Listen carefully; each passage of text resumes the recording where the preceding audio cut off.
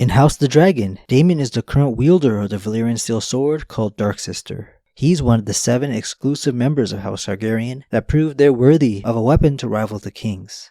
The head of House Targaryen wields a larger Valyrian steel two-handed sword called Blackfyre and passes it down to his successor. But only a Targaryen exceptionally skilled will get the smaller longsword Darksister.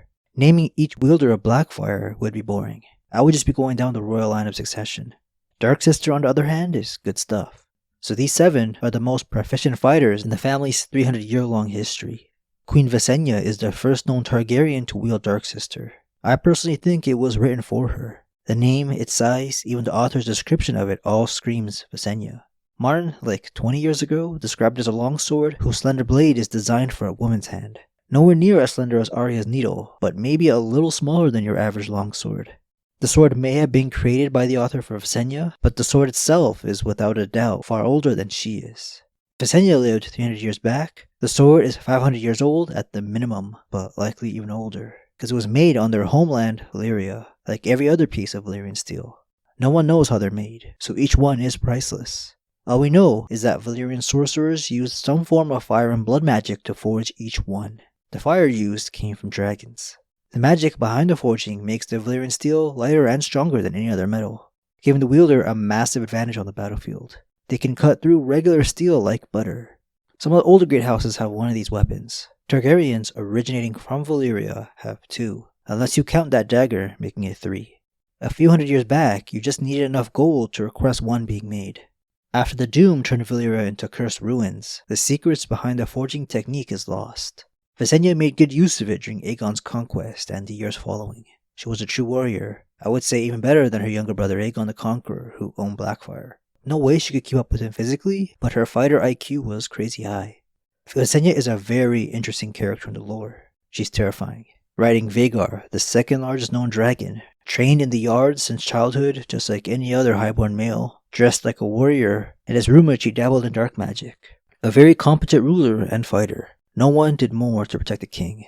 Visenya twice wielded Darksister in Aegon's defense when he was set upon by Dornish cutthroats. Suspicious and ferocious by turns, she trusted no one but her brother. Her personality is dark too.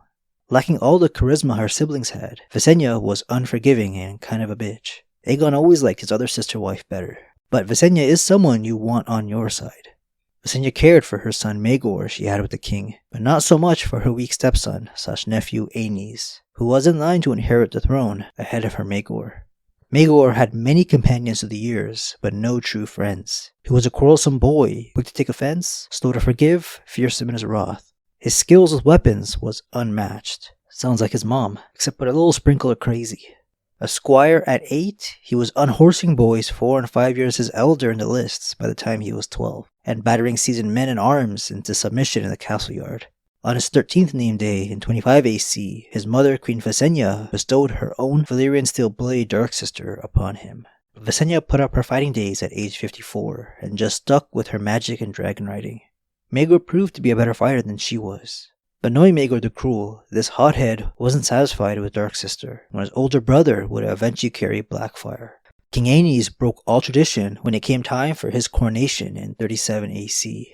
All lords knelt and bowed their heads to their new king. When Prince Magor's turn came, Aenys drew him back to his feet, kissed his cheek, and said, "Brother, you need never kneel to me again. We shall rule this realm together, you and I." Then the king presented his father's sword, Blackfyre, to his brother, saying, "You are more fit to bear this blade than me. Wield it in my service, and I shall be content." Since Queen Visenya had previously gifted her son with Darksister, Prince Magor now possessed both of the ancestral Valyrian steel swords of House Targaryen. From this date forward, however, he would wield only Blackfyre, whilst Darksister hung on the walls of his chambers on Dragonstone. What a waste of such a powerful weapon. So many characters could have made good use of it when the faith turned against the Targaryens during Aenys and Magor's rule, but greedy Magor kept Darksister as a decorative trophy. No common fighter could touch Targaryen property and mistake it for a permanent gift. 2 years into Magor's cruel reign, some of his own family took Darksister away from him after he locked them up. Soon Blackfyre would be stolen from Magor too, to be given to Jaehaerys. Jaehaerys was in ownership of both swords when Magor was found mysteriously dead in 48 AC. When he became the next king, Jaehaerys walks around with Blackfyre. With no other male family member around, and no women interested, Darksister became a decorative piece again, till Jaehaerys had sons a decade later. His second-born, Balon the Brave, would get Dark Sister. Balon's Viserys and Daemon's father, by the way, and he was a very good fighter, worthy of being selected for Dark Sister. In 92 AC, when a large army from Essos invaded the small island Tarth in Westeros, Balon made sure to bring it along with him. Balon's older brother was just killed by them, so went to Tarth for vengeance. Balon the Brave played his part in the slaughter, with Dark Sister in his hand. When he returned to King's Landing with his brother's corpse, the small folk lined the streets screaming his name and hailing him as a hero. But it's said that when he saw his mother, he fell into her arms and wept. "I slew 1,000 of them," he said, "but it will not bring him back." That's the last time he had to enter the battlefield. Balon died fairly young after his appendix burst. The old King Jaehaerys, still alive at this point, though slowly fading, he gave Dark Sister to Balon's 19-year-old son Daemon. There were a lot of Targaryens around during this era, so much so that the line of succession got muddled up, but Daemon was the chosen one.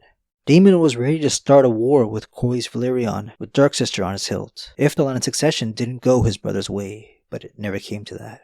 With a small amount of bloodthirst, Daemon would bring his Valyrian steel sword to tourneys and fight with it in melees. An insane move and very unfair.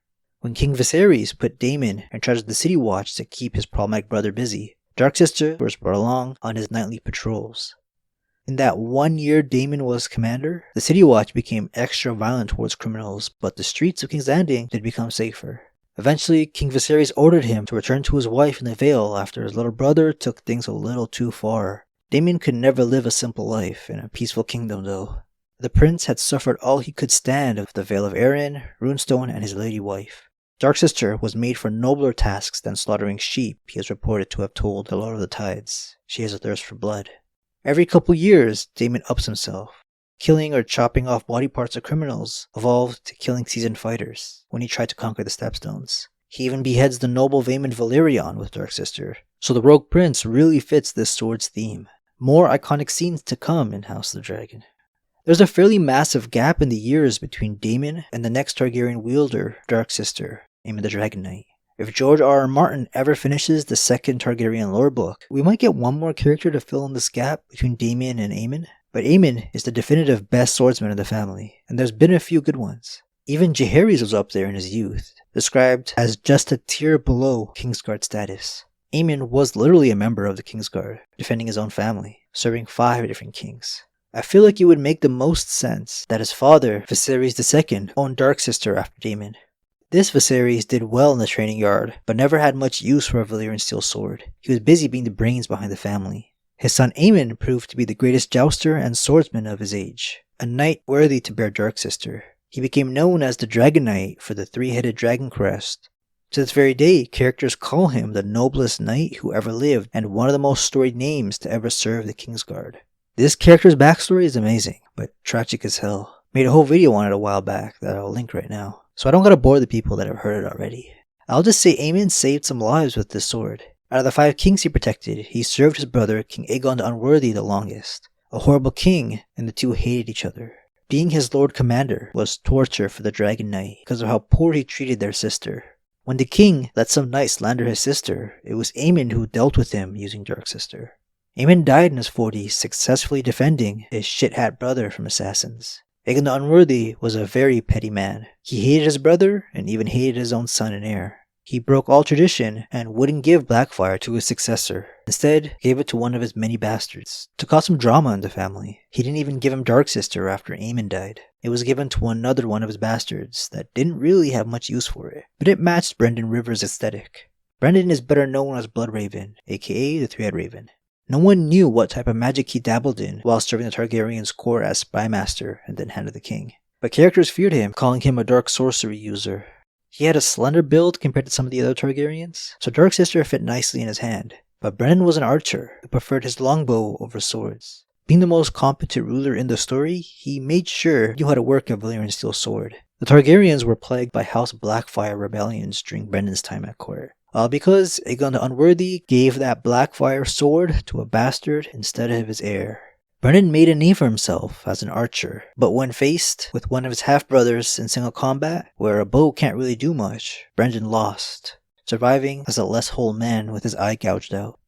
Bloodraven was eventually exiled at age 58 for how brutally he dealt with a kid calling himself a Blackfyre. He was sent to join the Night's Watch, and before long, a competent man like Bloodraven became Lord Commander at the Wall. During a range beyond the Wall, Bloodraven would go missing, and with him, Darksister. He was the last Targaryen known to wield it, but we all know he's alive and well, well maybe not well, with the children on the forest keeping his old ass on life support. Somewhere in that cave network has got to be Darksister, that Mira Reed could make good use of. The other sword Blackfyre's whereabouts are also unknown, after House Blackfyre ran off with it to Essos. So Rhaegar Targaryen, as good as he was, never got a fancy Valyrian steel sword.